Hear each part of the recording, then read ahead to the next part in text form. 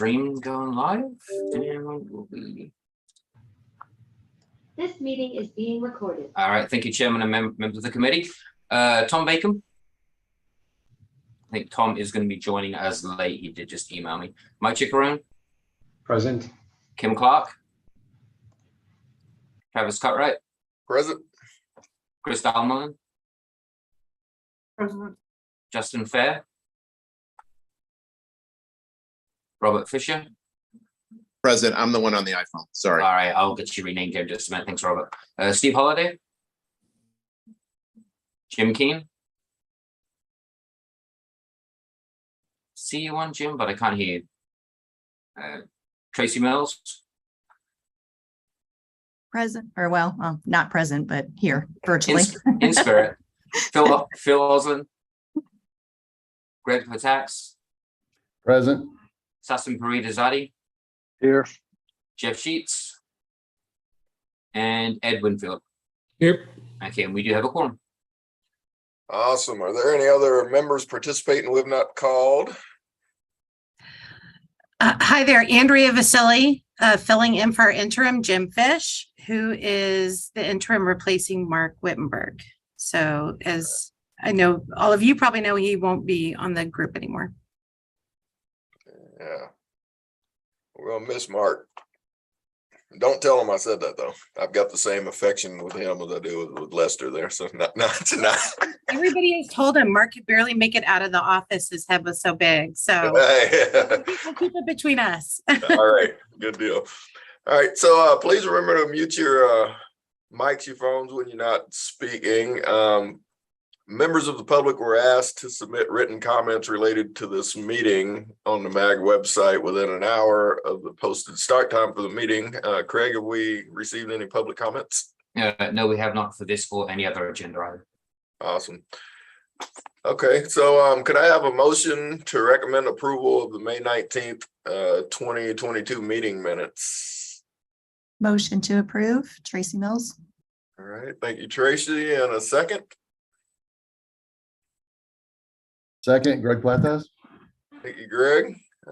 Craig, will you take a roll call, please? Certainly. Tom Bacon. Mike Chickarone. Approved. Kim Clark. Travis Cutright. Yes. Chris Dalman. Approve. Justin Fair. Approved. Robert Fisher. Approved. Steve Holiday. Jim Keane. Are you with us, Jim? All right, Jim, we're still not hearing you. Tracy Mills. Approved. Phil Oslin. Greg Patax. Approved. Am I pronouncing your name right, Greg? Platas works. Platas. Okay. All right, thanks. So make sure I get that right. Sasson Paridazadi. Approved. Jeff Sheets. Ed Winfield. Yes, approved. And Andre, as we haven't had a formal replacement for Mark yet, we can't have you as a voting member because that hasn't gone through the process. Understandable. Thank you. So, but thank you. We do appreciate you being here. And that is approved. Thank you, Travis. All right, so we'll move on to item 4, cybersecurity update. Joining us is Lester Gotze of Maricopa County, and he'll provide an update on current cybersecurity trends. You know, Lester, thank you for joining us. As much as I give you a hard time, man, he's a leader in this space, and really respect his, what he brings to the table here. And so, looking forward to hearing from you, Lester. Appreciate it, Travis. So he has to say that since I used to be his CISO. So. I know I'd look bad if I did. Exactly. All right. Let me go ahead and share my screen. Okay, can everybody see that? Yes. Awesome. So thank you to MagTag for having me present to you. Just a little point of history. I've known Craig forever and a day, way back when I used to run IT in the town of Queen Creek. So it's kind of come full circle here. So I want to go ahead and just share with you. So I've opted to tweak the presentation slightly from what was stated in the agenda. So not only will I talk about trends that I've observed but also risks that I believe are pertinent to all of us on the call as local government agencies. So, and while we'll talk a fair amount about technology, I did also want to include the business of security also, and where InfoSec programs are headed, especially for government. And so hopefully you can glean some value out of the presentation. This is not intended to be super formal. So by all means, unless it's Ed Winfield, and I'm sure I'll hear about it later in my one-on-one with him this afternoon. But other than that, if any of you have any questions, comments, you want to chime in, please just stop me. And I'm happy to kind of riff as appropriate and as you guys see value. So for those of you who don't know me, I am CISO for Maricopa County. It'll be 3 years in November since I've been in that role. As mentioned earlier, prior, I was Travis Cutright's CISO, and before then, I started off as an IT manager with the town of Queen Creek, or with City of Mesa.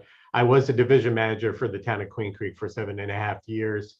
And then I started off my public sector career back at Arizona State University in a variety of different roles. So I've been around a long time, and I'm one of the elder statesmen, if you will, in the Valley, and we'll just leave it at that. So let's just jump into it. So tech trend number one, cloud adoption. And again, I'm not going to dive too much into the trends themselves. You all are experiencing this, and I'm sure the vast majority of what I'll be talking about in terms of trends, you guys are living through it and have lived through it. But my emphasis is going to be more on the security aspects of that. So if you guys are anything like Maricopa County, you've probably seen over the last 2 years in conjunction with the pandemic, an accelerated adoption of cloud services, probably more so than the previous 5 years combined. All of us have drank the Kool-Aid when it comes to software as a service. A number of us, Maricopa County included, we're starting to dabble more in platform as a service, primarily in the form of containerization, things of that sort. And probably still pretty slow in the grand scheme of things is infrastructure as a service is probably the least. I can't speak for all of you, but I know in Maricopa County, we are moving in a direction where we want to function from an enterprise perspective as a cloud broker. That's probably more indicative of organizations that are larger with decentralized IT shops, right? And so in the case of Maricopa County, our focus is we want to function as that cloud broker for some of our elected and external departments, if you will, to ensure that everybody's getting onto the cloud in an appropriate fashion, doesn't negatively impact the enterprise, et cetera, et cetera. So this is something that Ed and I have been working on and focused on for quite a bit now. And so with the adoption of cloud services, while cloud as a technology itself may introduce new risks, what I'm seeing is the vast majority of those risks that are being introduced as a result of the accelerated adoption of cloud services are really old in nature. And so what I mean by that is really adoption of cloud services is exacerbating existing problems that organizations, local government included, have been facing for years. So IT asset management, I know that's not the most popular or most excitable topic, but organizations getting their arms around assets within the organization, that problem has only gotten worse with the adoption of cloud services. So when you look at, departments like your Parks and Rec departments maybe going out and setting up a shopping cart for a particular service. A, are you aware of that service? B, do you have a good grasp on that? And so by virtue of expanding the landscape to include third-party cloud environments, that puts a greater onus or priority on organizations getting their arms around asset management to begin with. Vulnerability management. So in the case of Maricopa County, we're primarily an Azure shop, but obviously as we want to be cloud brokers, we're putting in and have the capacity to put express routes into other cloud environments. And so in a lot of instances, we're putting virtual third-party cloud-based assets out there like servers, firewalls, et cetera, how are we ensuring that those assets are being managed properly from a vulnerability perspective? Are those scans being done? Is your patching protocols extending to the cloud, whether it's public or private cloud, right? And so obviously that has a correlation to the first one, asset management. You're obviously not going to scan and do patching if you're not aware of the asset existing in the cloud in the first place, right? Vendor management. This one's a little bit more of a unique, specific thing to cloud services. So I don't know about all of you, but I know back in my time at Mesa, we experienced some of this. So back in 2016, and I'll reference this in my presentation a little bit later, but back in 2016, for those of you who remember the Dyn DNS attack. And so that was a situation where there was a DDoS attack leveraged against a company whose primary function was to provide DNS resolution services. And so why am I bringing that up in the context of vendor management and fourth party vendor management? Is because what wound up happening is some relatively large organizations, including PayPal. Travis, I don't know if you guys still use PayPal, but at the time we did at City of Mesa, right, for credit card approvals. Okta, a number of us currently use Okta as our SSO MFA solution. Both of those companies had services brought down as a result of their dependency on Dyn DNS.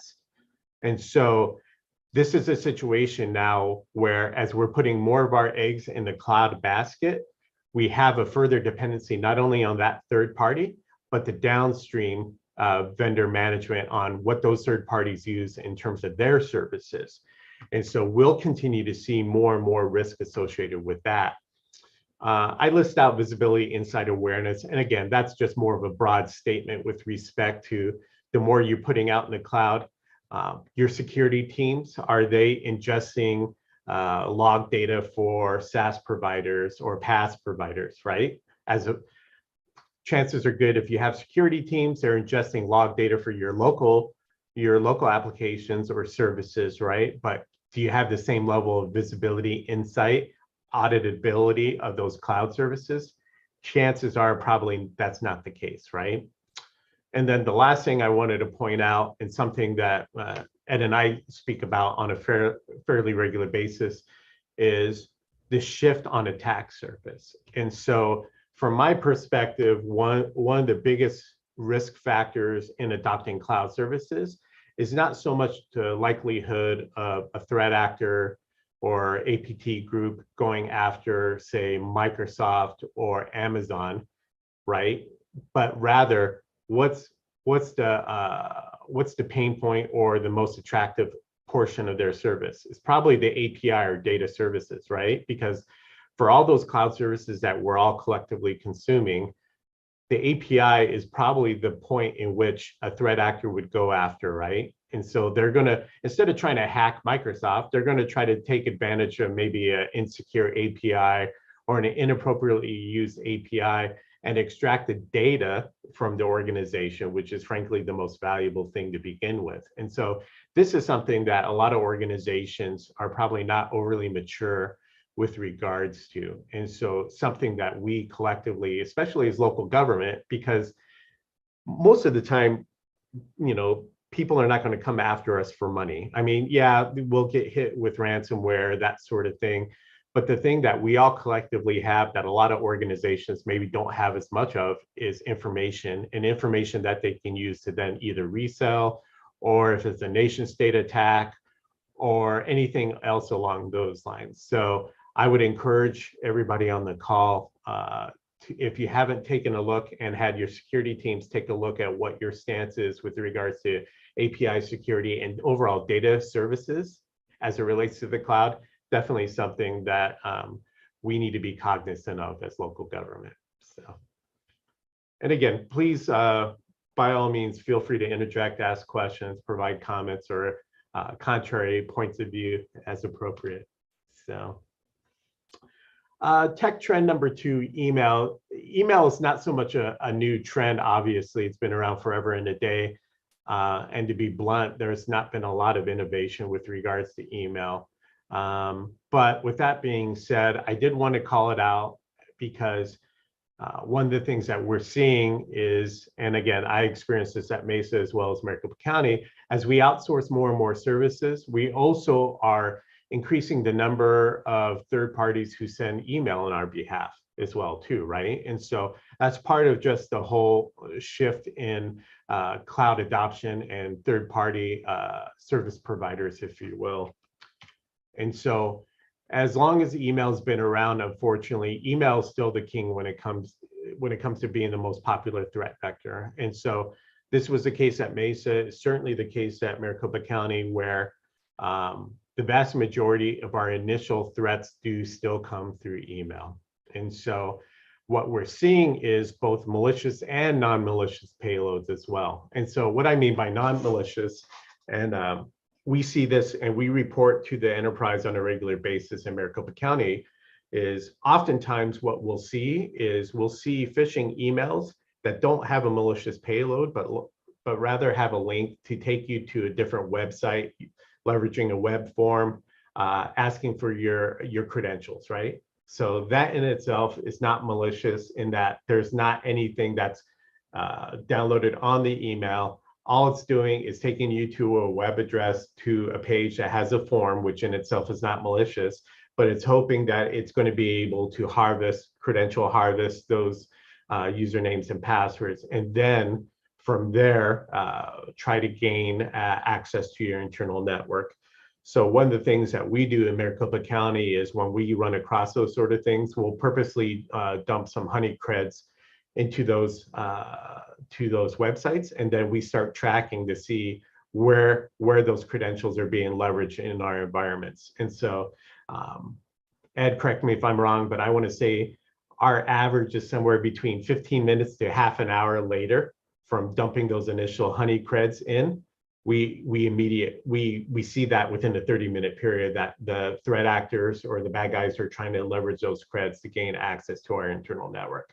So that has nothing to do with a malicious payload. And so we see a ton of that.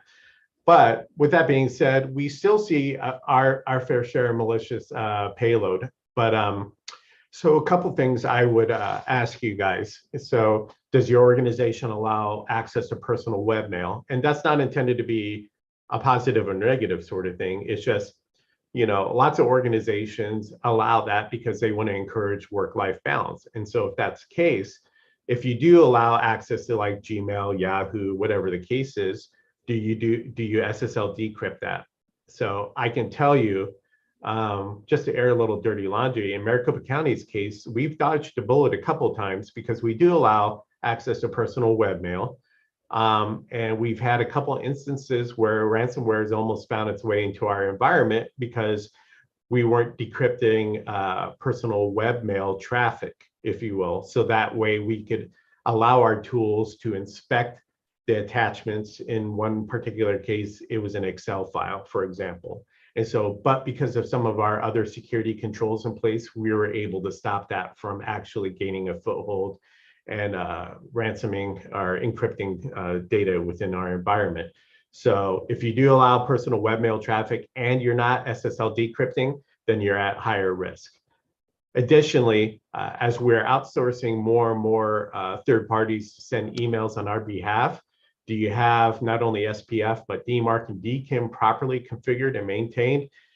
Chances are good your organization may have not gone through that effort. It's very manually intensive process, but it's one that's well worth it. And so, and then there's also things like, are you still allowing access to email on mobile devices using ActiveSync, et cetera, et cetera. This is not intended to be a comprehensive list per se, but from a risk perspective, email is still number one. And we're seeing a more and more creative use of email to bypass security controls and tools, if you will, and still try to gain a foothold within our environments. So trend number 3, IoT. So this one's been pretty quiet. It used to be really hot a number of years ago, and things have kind of died down. It doesn't get as much traction in the news. or in the web. Lots of orgs are offering services though that are dependent on IoT. So I know a number of orgs have been dabbling, especially those with application development shops, trying to create applications and services that utilize voice assistants like your Alexa or Google Home or whatever the case is. A lot of us, Maricopa County included, we're trying to provide enhanced multimedia experiences, because of the new work norm, right? So we're investing energy and resources in terms of providing new multimedia experiences. So we can include the public, we can have a hybrid approach in our environments, right? So Maricopa County's been doing some really slick stuff with teams along those lines. And then I know Mesa is a big proponent of smart cities, and as well as a number of you on the call. All those things depend on IoT technology, right, in order to deliver those services. And the truth of the matter is the IoT footprint for all orgs is way bigger than we all realize or care to admit, frankly. And so again, this one keeps on flying under the radar. And the problem is, if organizations have a focus on IoT, it's usually in the form of either SCADA, maybe building automation systems, right? And maybe smart cities if you're doing a lot of that sort of stuff. But the truth of the matter is IoT devices are everywhere. So I would encourage everybody on the call, ask yourselves, how many TVs have you bought in the last 2 years for your local government agency? Chances are good, the vast majority of them have Wi-Fi enabled. Is that turned on by default? Obviously, everybody's familiar with multifunction devices, and all those tend to run some sort of web server infrastructure that allows you to remotely connect to it, et cetera, et cetera. But then all the mobile devices coming in and out of your environments, all your building life safety systems along those lines. And so truth of the matter is I have yet to see an org, whether a private sector or public sector for that matter, be able to confidently say they have 100% grasp on what IoT devices are in their environments.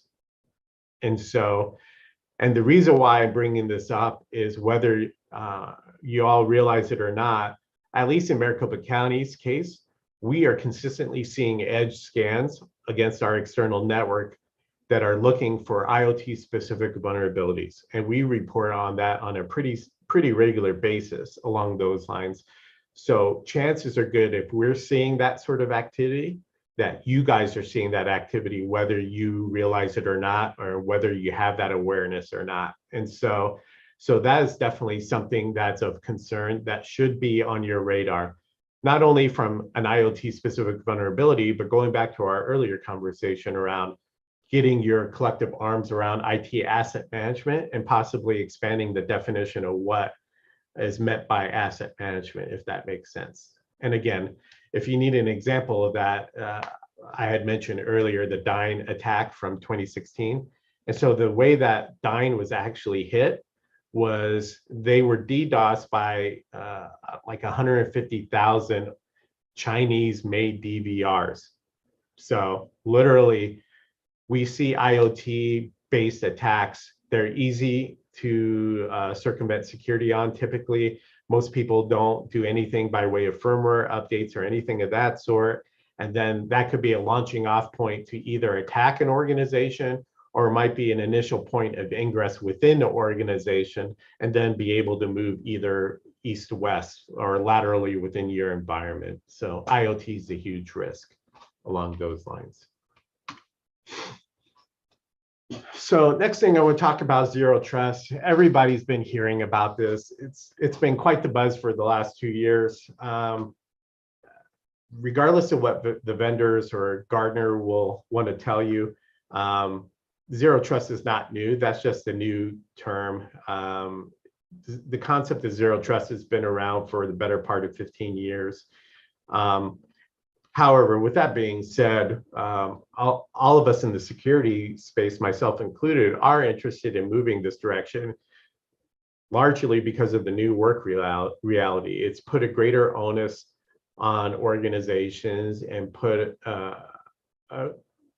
bigger premium on ensuring that we can offer services or offer access to services in a secure fashion, regardless of where you're at. And so the concept of zero trust is obviously appealing along those lines. And so I did want to bring this up, not that there's anything inherently insecure or risky about doing zero trust, but I think what a lot of organizations aren't focused on is doing the fundamentals that will allow you to actually get to that zero trust model.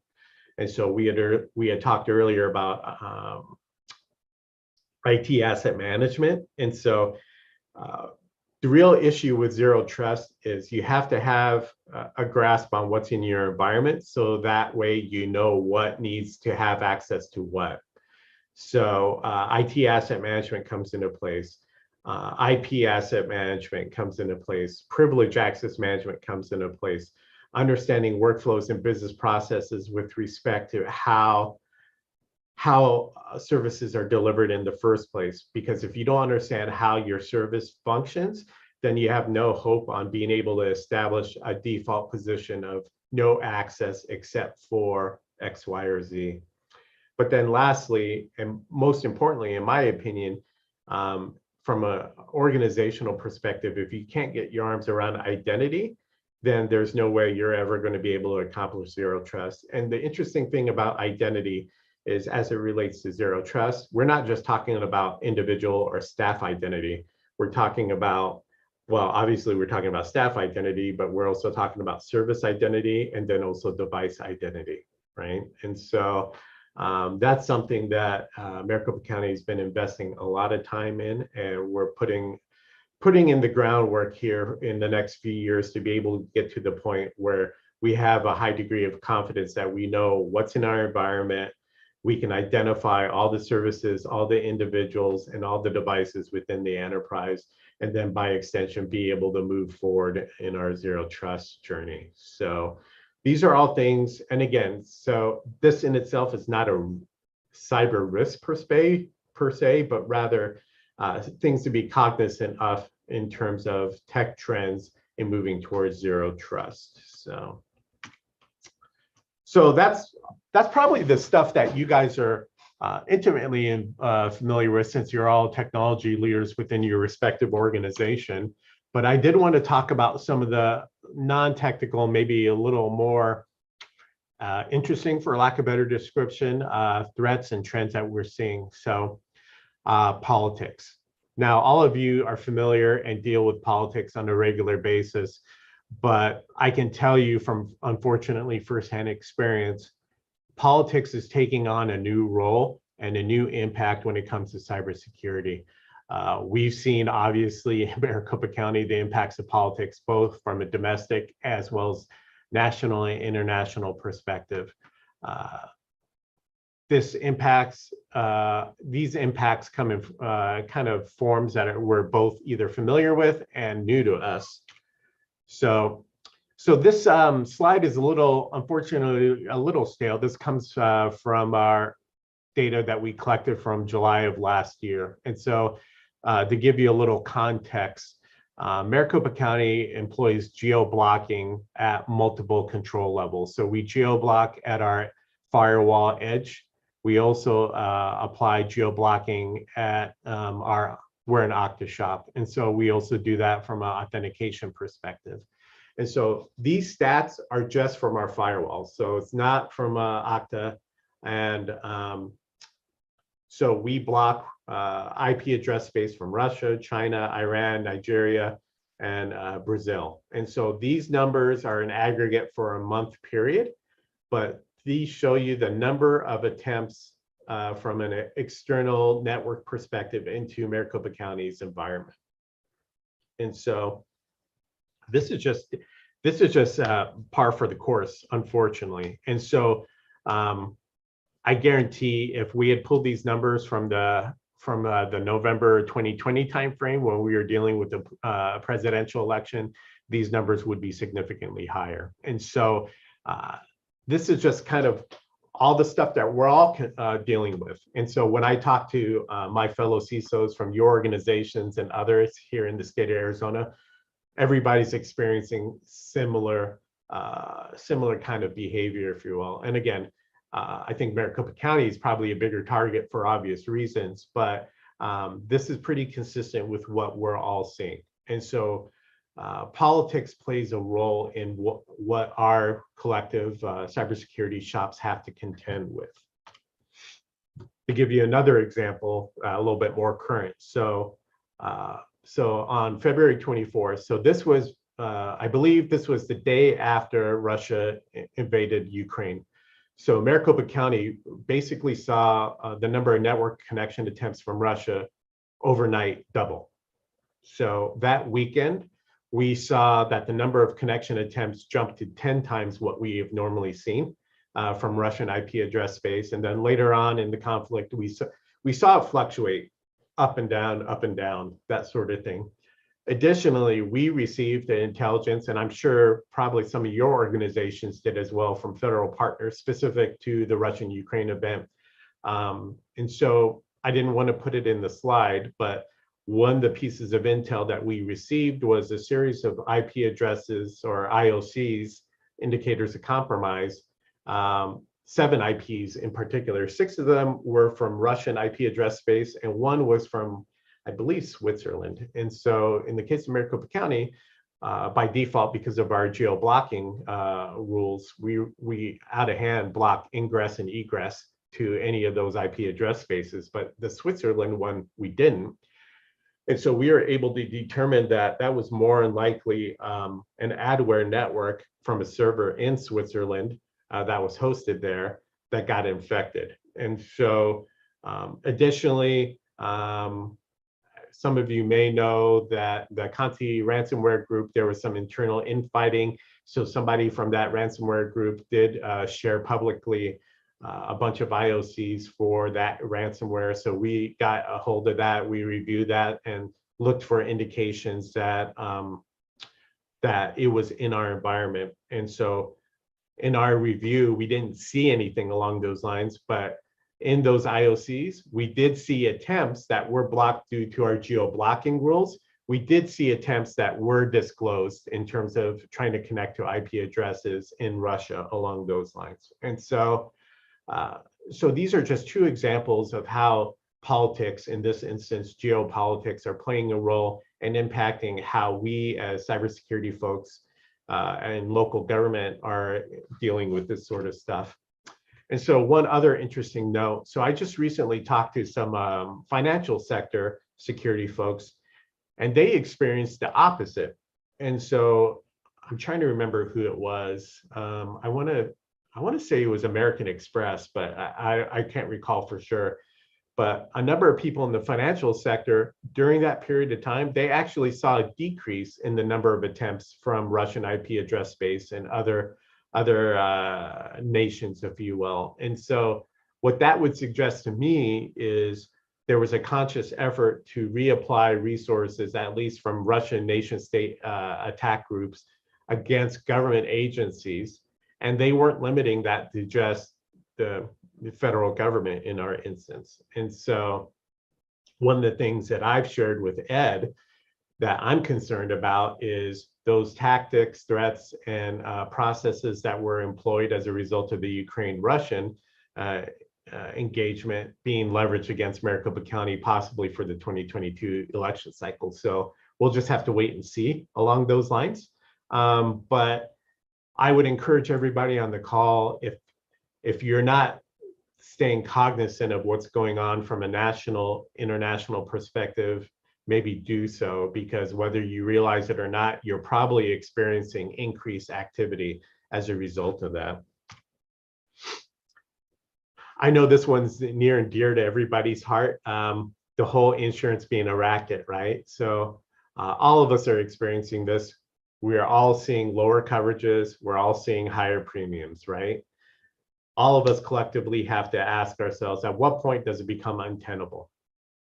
Meaning, at what point is it not worth having it? Part of the challenge is certain industries still expect this. There are in some instances still benefits, either direct or indirect, of having cybersecurity insurance. So Travis, I don't know if you remember this, but back when I was working with you, I got a call from the CFO who was currently at the time shopping the municipal bond market. And so one of the questions that he was getting from Standards and Poor and Moody's is, do you guys have a cybersecurity program?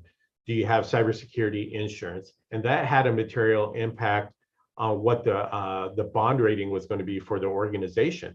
And so some organizations, especially smaller organizations, may not have a large IT shop. So the cybersecurity insurance also comes oftentimes with forensic services, bringing in a third party to come in to quarantine, eradicate the attack, et cetera, et cetera. So there are benefits to that, but we collectively as local governments have to ask ourselves, at what point does that make sense? Now, Maricopa County may look at going self-insured down the road. We need to coordinate this with our risk management director once we hire one. So we currently have a vacancy in that role, but our risk management department at Maricopa County is ultimately responsible for managing and maintaining the insurance coverages, including cyber security insurance. So we partner very close with them. I know for a fact, in talking to some of my counterparts, that a number of your agencies are contemplating the same thing. So this is something that unfortunately we're going to have to contend with. This is something that we're going to have to educate our elected officials on and discuss, right? And so in the case of Maricopa County, we're not necessarily looking at our cyber insurance to actually pay a ransom per se, but we look at our cyber insurance for follow-up or after action efforts. So like, for example, if it winds up involving HIPAA, right? There's certain compliance requirements that require you to notify the affected customers, to provide credit monitoring services, things of that sort. Those are things that where cyber insurance can come into play. But a number of us, Maricopa County included, is going to evaluate down the road, well, do we just go the self-insured route? Do we set aside a certain pot of money on an annual basis with respect to that? So that's unfortunately a challenge that we're all experiencing. And then the last thing I want to talk about is the impact of social media on all of us. And so I'm not suggesting that the pain points that Maricopa County's experience as it relates to social media is equivalent to all of you, but it has changed significantly the way me and my team address cybersecurity, period. And so obviously, social media is a communication tool for all of us. We use it, all of us use it to do citizen outreach, and that your communications departments, some of your larger individual departments have direct communication with their constituents and with the residents. And so the truth is this. So social media has become, from our perspective, a new threat vector and a source of intelligence that my team has to contend with on a regular basis. We report on what we find in social media on a daily and a weekly basis to the rest of Maricopa County, because what we've determined is ultimately social media is a barometer for both cyber as well as kinetic or physical risk to the organization. And so unfortunately, this first statistic is from a Pew Research study that was conducted about a year or so ago. But 71% of Americans say that they get their news via social media. So think about that. Social media platforms versus traditional newspaper or journalistic sources of information are completely different in that they have different criteria, or I should say, newspapers have a certain level of criteria on how they report the news, whereas social media doesn't have the same constraint. So unfortunately, truth is not a necessary litmus when it comes to being posted on social media. And in a lot of instances, citizens and people get to determine what version of the truth that they want to share. So what have we seen? We've seen social media used to sow discontent, to continue to divide our populations, and create opposing factions, which unfortunately we as local government tend to get caught in. And so I'm sure most of you are familiar with this, but really what we're seeing, and one of the things that I want to infer, I'm not going to read the different screenshots, but really what we have found as a cybersecurity group is that what gets shown on social media then has downstream ramifications. We actually think social media is a better barometer for potential physical risk to the organization as opposed to cyber risk. And so if your local government is anything like ours here at Maricopa County, we don't necessarily have our safety services department or our public information office per se looking for indications of physical risk and being responsible for that. So that has turned out to be a function of my cybersecurity team, specifically my security operations team, where we are canvassing social media. And when we see credible evidence of risk, of physical harm, we've gotten death threats, direct and indirect. We'll report that to our law enforcement. We'll report that up the food chain to the ACTIC, which is the state's fusion center, et cetera, et cetera. So this is one example where, as a result of some of these posts, there was increased physical potential risk against the recorder staff. Obviously, we've seen this at the state level, at the Board of Supervisors levels. This one's interesting. We saw this trending on social media. And so basically it's hard to tell, but we have seen photo manipulation used against Maricopa County. So what somebody's done is they basically photoshopped that picture of a piece of paper hanging up on the wall with the supposed username and password to the router itself. And so we used third-party commercially available tools to do forensic analysis of the image itself and demonstrate that that was manipulated. And so that's the kind of stuff that, if it's not already, will be driving your security teams crazy. And so, and if you think that I'm kind of inflating this to a certain degree, I wish I was. And so this is an example of, this occurred a couple of months after the 2020 election. So our previous recorder, who's a Democrat, lost the election. The new reporter, who's a Republican, was in office. And so we caught wind of somebody who was hanging outside of our recorder building and seeing that this truck was being loaded with equipment. They immediately just thought it was in relation to voting equipment. Next thing you know, this is being live streamed, and somebody is actually following this truck. The truck actually happened to be an MCSO sheriff deputy running or driving a bunch of old multifunction equipment to be salvaged. And so this could have easily been something that translated into a physical altercation with law enforcement, no less. And so this is the kind of stuff that we're dealing with at Maricopa County, that we're seeing. And this, by and large, is being driven by the use of social media. So you might be asking yourself, hey, does this apply to, this just applies to Maricopa County because we're Maricopa County, right? Yeah, maybe we're a bigger target, but I would posit that government in general is controversial regardless of size. Trust in government's at an all-time low.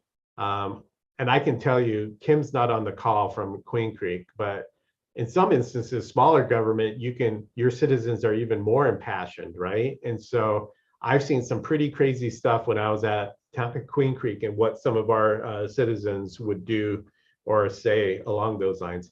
Plus, on top of that, you all have police departments. That's probably the biggest source of social media threat, other than, unless you're running elections, apparently. But with the police departments, I'm pretty sure you all have experienced some unusual security related issues as a result of you all being in the news at one point or another, right? And so social media is a new threat vector and a source of intelligence that, if you're not looking into, I would encourage you, to the degree that you have the resources and the ability to do so, is to start diving into, so you can get a more holistic picture about what the risk is against your organization. So So with that being said, that was my presentation. So I'm hoping that you guys have some questions or comments since nobody said anything during the actual presentation. So. Yeah, thank you, Lester. The one question I had was if you're blocking Nigeria, how are you going to get your inheritance from the Nigerian prince? I'm a little concerned for you. Yeah, well, it's funny you mentioned that. Fortunately, it turned out the Nigerian prince actually was some dude from Louisiana. So, You're good. so yeah, so we're all good there. So, All right, cool. Yeah. Good deal. Do we have any questions from membership? Just want to say thank you. I thought that was excellent. So I would offer, since we're all partners in crime, so to speak, that I've done this with some of your CISOs and other security folks, but if there's anything that we're doing from a programmatic perspective, if you're interested in how we communicate enterprise risks to the organization here at Maricopa County in our daily briefs or our weekly, I'm happy to share that information. Ed, I don't know if there's anything you wanted to add. No, I'm just gonna, holistically. this great overview and lots of great topics there. I would say that, lately we've been talking more, I think you got into it there at the end with, what you might consider some of the softer attacks than the hard attacks. We're seeing obviously all the social media activity that you noted, but we're seeing email attacks. You're seeing in the news this literally this week we're seeing this attack with public records requests and so on. So there's not only and I'm glad you brought the two parts, because it's not only the mechanical and the hard attacks, it's the soft attacks and the disruption aspect of things that you can call it cybersecurity if you want to, but it's just another way that we're trying to be disrupted and people are trying to mess with the processes and make a case. So I think that's really an important aspect of it. And where those lead to then, as Lester calls them, the kinetic security issues, then that becomes a real thing for us as well. So certainly is very dynamic on a daily basis.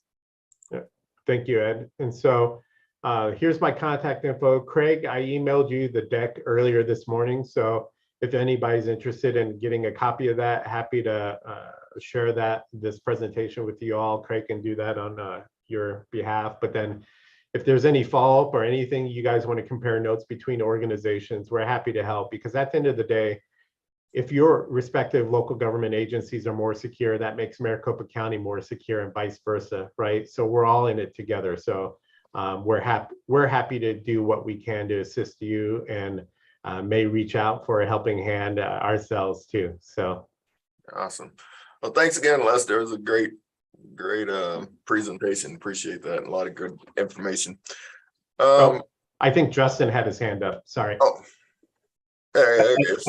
I do. I was trying to abide by the virtual rules and do my virtual hand, but appreciate it. Lester, you didn't mention it, but I'm kind of curious. I know, so the state through the state grant opportunities there, that's been a big thing. I know they've done a lot of outreach recently. I believe their state grant budget went from right at $1 million to 10 million in this current year. So, do you want to speak to any of that, or I don't mind kind of just helping to promote. I think that's a great opportunity available to us that I know they've been trying to do some outreach, but I don't know that a lot of municipalities know about that. Kind of curious your thoughts on that.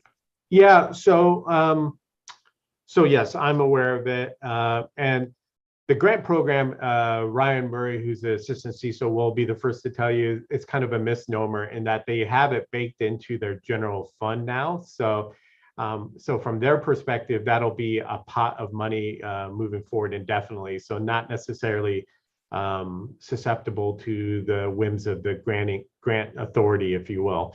Now, with that being said, yeah, they've been doing this roadshow. They've been hitting the various different counties to reach the local government. So they came to Maricopa County a couple of weeks ago and did a presentation.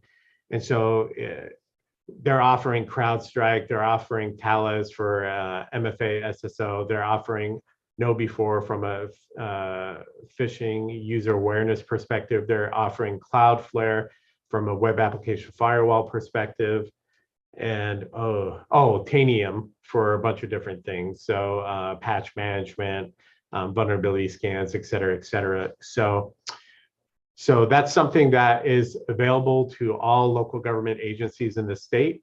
I will say my 2 cents, just to be transparent with you all. Maricopa County is involved directly with them. We currently are evaluating whether we want to adopt it or not.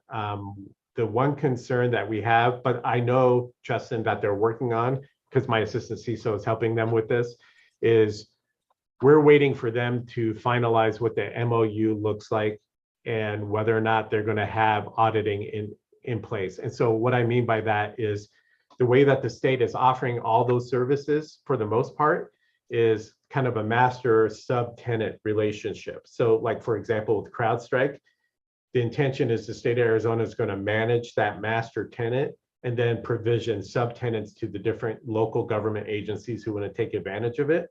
So my only concern as a CISO from a security perspective is, okay, what's the MOU look like? How are you going to use that information that we pass up to you? Is it going to be anonymized? Who's going to get access to it, et cetera, et cetera? So we just kind of want to do our due diligence along those lines before we further explore and commit to jumping on board, if that makes sense. So. No, that's great. Thank you. Audrey and I were trying to get Ryan Murray on board for MagTag today, but we weren't able to connect. So we'll see if we can get him for the November meeting. Cool. So he's already on our radar. Awesome. We can also send out some information in the short term. If you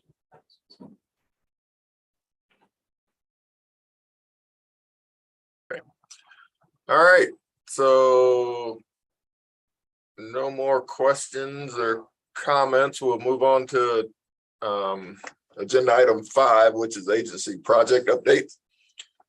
So committee members can discuss current agency projects that may be of regional interest to the committee. This item is for information and discussion only. Does anybody have anything? Travis said, just say that we're going live on Workday on Monday. So it'll be an interesting day, all hands on deck, and looking forward to getting onto that platform. So, and then we turn our attention from there right into the election, and it's going to be an interesting fall into the winter. Well, cool, man. We're looking forward to seeing how Workday works out for you. Good deal. Ty, you want to talk about a mutable backup project you got going on? Yeah, absolutely. Let me screen here. So yeah, just got out of a meeting. So it's funny because the 2 meetings actually overlapped, where we were just meeting with the PD, transportation. We had the good fortune of being able to find an opportunity, given the smart city initiatives and what we're doing recently, to be able to leverage some ARP funds. So over $800,000 invested in immutable backups. The city manager's one of his focuses was to make sure that we were ransomware resilient. And so working with our storage and disaster recovery team, we were able to put that together. So we're working with PD, to have immutable backups, working with transportation and library. So really huge project. As of, and talking to the team, as of about 2 months ago, we were, and kind of putting a qualitative number to it, we thought we were about 80% more resilient, just by what we've done so far, and we're continuing. We believe going into early next year that we could honestly, look back at senior leadership and say that from a immutable backup perspective, we're ransomware resilient. So a lot of progress made there, and it's going to be a huge shift for us. So Lester did a great job in kind of speaking to all the threats and the attacks, and he was right on. But truth of the matter is too, though, is that it's kind of like walking outside when it's pouring and windy with an umbrella. You still may get wet. And so we need to be able to recover from that. And so we believe that the immutable backups, will help us. So thinking defense in depth, assumed breach, like assuming that you can only block so many, and we believe that it all starts and stops with being able to get your data back. Thanks, Ty. And those that are not familiar with what Ty is the Chief Information Security Officer for the city of Mesa. And he was hired for his analogies. He's got a bunch of them. He's got more than me. I think you have more than me. You have those. Anyway, any other updates from agencies? Travis, this is Audrey. I would just let you know that we're continuing to work on the GIMS project. Done the initial design process, obviously, with the ASU Cloud Innovation Center. Now we're working on some of the reporting and back-end work, but the administrative council managing it, so continuing to make progress on that, and likely present something at a future meeting. Okay. Thank you. Awesome. Thank you, Audrey. All right. So at this point, are there any requests by membership for items for any future agendas? We need some ideas for November, folks. Chairman, I think we heard that Brian Murray next meeting if possible. Okay. You cut out a little bit, Audrey. I think Ryan messed up your microphone, and I'd like to talk to him about that. Sorry, I think I heard that we wanted to have Ryan Murray at the next meeting. Good. Okay. All right. Thank you. Thanks, Travis. No problem, Ryan. I was just trying to wake you up, brother. Good man. So, Craig, can you please summarize any tasks assigned during the meeting? Yeah, I will just echo what Audrey just said. We'll be trying to get Ryan Murray out for our next meeting. I did also acknowledge Tom Bacon and Jeff Sheets. I did see you guys enter, so I will have you added to the minutes. And that does conclude my item. Awesome. So the next meeting of MagTag is scheduled for Thursday, November the 17th at 10 a.m. And if anything pops in your mind between now and then, feel free to shoot Craig an email. And with that, the business is now concluded. So thank you all.